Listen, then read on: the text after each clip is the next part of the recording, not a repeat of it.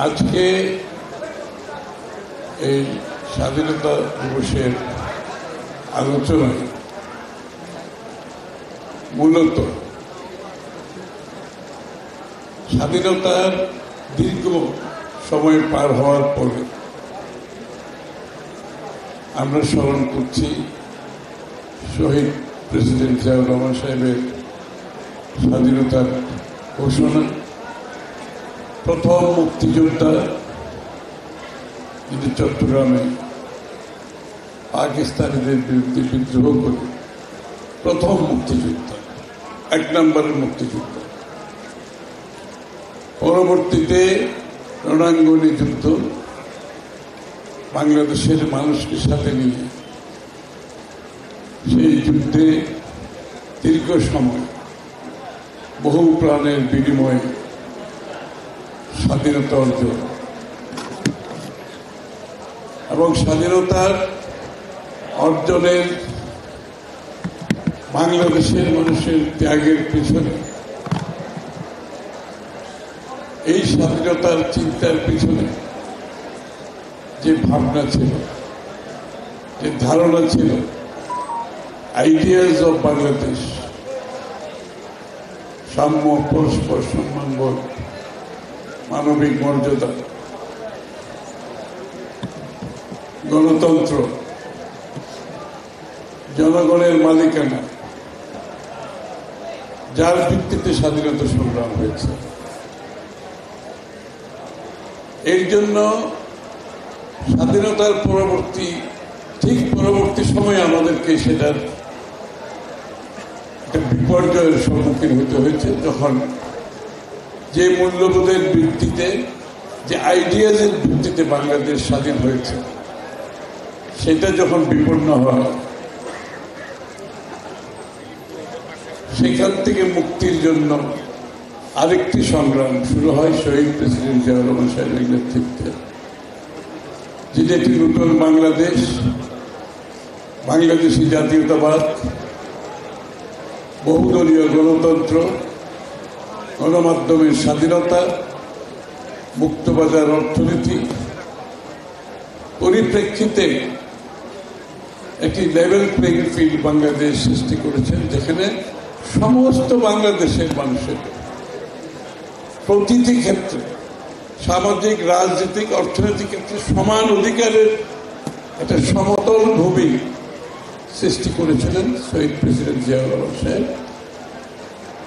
এবং সেখান থেকে কিন্তু বাংলাদেশের সত্যিকারের স্বাধীনতার যে ভাবনা, যে চেতনা, যে মূল্যবোধ, সেখান থেকে কিন্তু শুরু হয়েছে গণতান্ত্রিক প্রক্রিয়ার মাধ্যমে সরকার নির্বাচন, জনগণের মালিকানার মাধ্যমে দেশ পরিচালনা।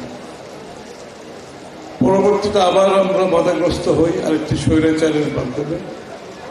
সেখান থেকে মুক্তির জন্য আমাদের দেশের নেত্রী বেগম খালেদা জিয়া শুরু থেকে শেষ পর্যন্ত যিনি আন্দোলন করে আপসহীন নেত্রীর ভূমিকায় অবতীর্ণ হয়েছিলেন। তারপরে আবার গণতন্ত্রের আরেকটি অধ্যায় শুরু হয়েছে, যেখানে আমরা নির্বাচনের মাধ্যমে, কেয়ারটেকার সরকারের মাধ্যমে আমাদের গণতন্ত্রকে একটি শক্তিশালী প্রাতিষ্ঠানিক রূপ দেওয়ার পথে চলছিলাম। আবার সেটা বাধাগ্রস্ত ফ্যাসিস্ট শেখ হাসিনার নেতৃত্বে, স্বৈরাচার শেখ হাসিনার নেতৃত্বে আবার সেই আন্দোলন, প্রতিটি আন্দোলন কিন্তু মুক্তির আন্দোলন কিন্তু বিএনপির নেতৃত্বে, প্রতিটি আন্দোলনের ত্যাগ স্বীকার কিন্তু বিএনপির নেতৃত্বে, প্রতিটি আন্দোলনের জন্য গুম, খুন, মিথ্যা মামলা, জেল জুলুমের শিকার কিন্তু বিএনপির নেতৃবৃন্দ প্রধান ভূমিকা পালন করেছে, সম্মুখভাবে ভূমিকা পালন করেছে। এবং এইবারও স্বৈরাচার পতনের পরে আবার যেখানে বাংলাদেশ গণতন্ত্রের উত্তরণ হওয়ার কথা ছিল, যে জন্য এই দীর্ঘ 16 বছর আন্দোলন হয়েছে, এই উত্তরণে কোনো বাধা সৃষ্টি হওয়ার কোনো কারণ ছিল না। কারণ এখানে সমস্ত জাতি আমরা ঐক্যবদ্ধভাবে শেখ হাসিনার বিরুদ্ধে লড়াই করে তাকে বিতাড়িত করে আবার সেই গণতন্ত্র পুনরুদ্ধারের জনগণের মালিকানা ফিরে পাওয়ার সেখানে বিজয়ের পরে আবার আমাদের গণতন্ত্র বাধাগ্রস্ত হতে যাচ্ছে। বিগত দিনের গণতন্ত্র, জনগণের মালিকানা, জনগণের ভোটাধিকার, জনগণের বাক স্বাধীনতা, জনগণের মানবাধিকার সবকিছু আবার প্রশ্নের সম্মুখীন হচ্ছে। আমরা তো জানি আগে ক্ষমতায় যাওয়ার জন্য এবং ক্ষমতায় দখল করার জন্য যে প্রক্রিয়াগুলো বিভিন্ন স্বৈরাচাররা গ্রহণ করেছে, আমরা তো ভেবেছিলাম আমরা সেখান থেকে মুক্ত হয়ে গেছি এবং একটা মুক্ত পরিবেশে এখন বাংলাদেশের মানুষ তার মালিকানা ভোগ করবে, একটি মুক্ত নির্বাচন এবং নির্বাচনের মাধ্যমে গণতান্ত্রিক প্রক্রিয়া অর্ডার ফিরে আসবে। কিন্তু সেটা আবার বাধাগ্রস্ত হয়েছে। শেখ হাসিনা একটি প্রক্রিয়ায়, একটি প্রকল্পের মাধ্যমে জনগণের ভোটাধিকার কেড়ে নিয়েছে, জনগণের মানবাধিকার কেড়ে নিয়েছে, জনগণের বাক স্বাধীনতা কেড়ে নিয়েছে, গণমাধ্যমের স্বাধীনতা কেড়ে নিয়েছে। সেটা একটা প্রক্রিয়া ছিল, একটা প্রকল্প ছিল। তখন আমরা বলতাম এটা একটা প্রজেক্ট, যে প্রজেক্টের মাধ্যমে সে গণতন্ত্র, জনগণের অধিকার সব কেড়ে নিয়েছে। সেই প্রকল্পকে ধ্বংস করে যখন আমরা একটা মুক্ত অবস্থায় আসছি, আজকে আবার কোন প্রকল্প কাজ করছে কিনা?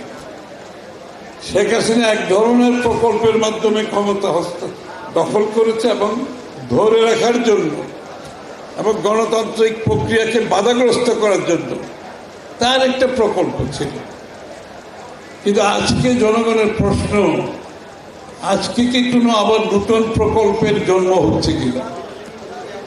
যেই প্রকল্প অন্য পন্থায় বাংলাদেশের মানুষের গণতান্ত্রিক অধিকারকে বাধাগ্রস্ত করছে, বাংলাদেশের মানুষের নির্বাচনী কর্মকাণ্ডকে বাধাগ্রস্ত করছে, বাংলাদেশের মানুষের ভোটাধিকারকে বাধাগ্রস্ত করছে, বাংলাদেশকে একটি গণতান্ত্রিক অর্ডারে ফিরে যাওয়ার জন্য বাধাগ্রস্ত করছে,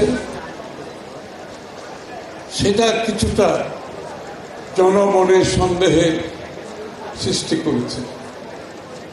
এবং যারা সেটা করতে চাচ্ছে, সেটা তারা শুধু গণতান্ত্রিক প্রক্রিয়াকে বন্ধ করে দিতে চাচ্ছে না, তারা নির্বাচনী প্রক্রিয়াকে বাধাগ্রস্ত করতে চাচ্ছে না, তারা গণতন্ত্রের ভোটে নির্বাচিত সরকারকে বাধাগ্রস্ত করার চেষ্টা করছে না। তারা চেষ্টা করছে বাংলাদেশের সবচেয়ে জনপ্রিয় দল বিএনপি যাতে ক্ষমতায় না আসে, সেই চেষ্টায় তারা এখন ব্যস্ত হয়ে গেছে। এইটাই হচ্ছে সমস্যা। এখন যেই সিদ্ধান্ত বাংলাদেশের জনগণ নেবে, সেই সিদ্ধান্ত কিছু গোষ্ঠী, কিছু লোক একটি প্রকল্পের মাধ্যমে শেখ হাসিনার মতো সেটাকে বাধাগ্রস্ত করে আবার গণতান্ত্রিক প্রক্রিয়াকে ধ্বংসের মুখে ঠেলে দিচ্ছে কিনা, এবং সেটা লক্ষণীয় এখন বর্তমানে। এবং সবচেয়ে দুঃখের বিষয়, তারা যখন দেখছে সেটাকে বাধাগ্রস্ত করা খুব কঠিন হবে। বাংলাদেশের মানুষের তাদের ভোট দেওয়ার জন্য তারা অপেক্ষা করছে, তারা তাদের নির্বাচিত সরকারের অপেক্ষায় আছে, তারা তাদের নির্বাচিত প্রতিনিধি সংসদ সরকার গঠন করতে চায়, যারা তাদের কাছে দায়বদ্ধ থাকবে, জবাবদিহি থাকবে। সেই পথ বাধাগ্রস্ত করতে গিয়ে তারা হয়তো অনুধাবন করতে পারছে সেটা করা সম্ভব হবে না। এখন তারা অনেকেই একটু বেপরোয়া হয়ে গেছে। তাদের কথাবার্তা, ভাবভূমি, আচার আচরণে গণতন্ত্রের প্রতিফলন আমরা দেখতে পাচ্ছি না। তারা কেন যেন একটু বেপরোয়া হয়ে গেছে। তারা সেখানে এমনকি প্রশ্নবিদ্ধ করতে করতে এখন বাংলাদেশের আমাদের সামরিক বাহিনীকেও তারা প্রশ্ন করতে শুরু করেছে। তারা এমন বেপরোয়া হয়ে উঠেছে যে আগামী দিনের যে গণতান্ত্রিক প্রক্রিয়ায় স্থানান্তরিত জনগণের নির্বাচনের মাধ্যমে, জনগণের ভোটের মাধ্যমে গণতান্ত্রিক অর্ডার ফিরিয়ে আনে একটি সরকার গঠিত হবে যারা জনগণের কাছে দায়বদ্ধ হবে, সেটাকে বাধাগ্রস্ত করার জন্য তারা উঠে পড়ে লেগেছে। এই জন্য তো আমরা গত দীর্ঘ 16 বছর এত ত্যাগ স্বীকার করি নাই। আমরা জনগণের মালিকানার জন্য ত্যাগ স্বীকার করেছি। তো সুতরাং আমাদেরকে ঠান্ডা মাথায় কাজ করতে হবে। জনগণ একটি সুষ্ঠু গণতান্ত্রিক অর্ডার, শান্তিপূর্ণ, সহনশীল, একে অপরের প্রতি সম্মানবোধ রেখে গণতান্ত্রিক সংস্কৃতির নতুন সংস্কৃতির মাধ্যমে যেই গণতন্ত্র প্রতিষ্ঠা করতে চাচ্ছে, আমরা সেটার জন্য কাজ করে যেতে হবে। আমরা কিন্তু সেখান থেকে সরে দাঁড়ালে হবে না। অন্যদের কথায় উত্তেজিত হওয়ার কোনো কারণ নাই। এদের অনেকে বিএনপির সমকক্ষ কেউ নাই, এরা বিএনপির সমকক্ষ নয়। সুতরাং আমি তাদেরকে সমকক্ষের ভূমিকায় এলে আমার সুযোগ সৃষ্টি করে দেওয়ার কোনো সুযোগ নাই। আমাদেরকে গণতান্ত্রিক নতুন সংস্কৃতি সৃষ্টি করতে হবে, যেটা তারেক রহমান সাহেব বারবার বলছে। সেটা হচ্ছে সহনশীল হতে হবে। অন্যের প্রতি আমার ভিন্ন মত থাকলেও সেই মতকে সম্মান জানাতে হবে।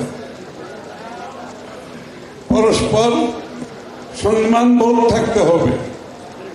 জনগণের উপর আস্থাশীল হতে হবে। সব ক্ষমতার উৎস জনগণ, শহীদ প্রেসিডেন্ট জিয়াউর রহমান সাহেব বলে গেছেন।